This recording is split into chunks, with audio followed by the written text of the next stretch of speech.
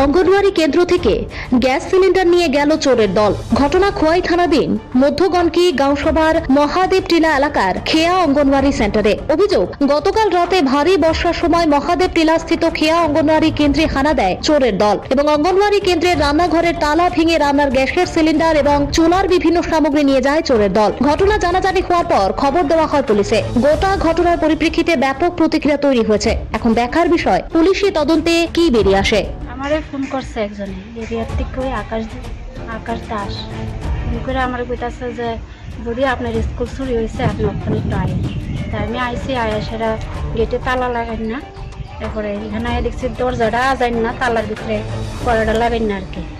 এরপরে খুললাম, সবার সামনে লয়ে খুলছি, খুললে সেটা দেখি সিলিন্ডার নাই। শুধু কি গ্যাসের সিলিন্ডার দিছে? গ্যাসের সিলিন্ডার নাই, তারপরে গ্যাসের বার্নারটি নাই, দুইটা বার্নার, একটা গ্যাস সিলিন্ডার নাই। গ্যাসের পাইপলাইনটা খোলা। হ্যাঁ, সেন্টারের নাম কি? খেয়া অঙ্গনওয়াড়ি কেন্দ্র।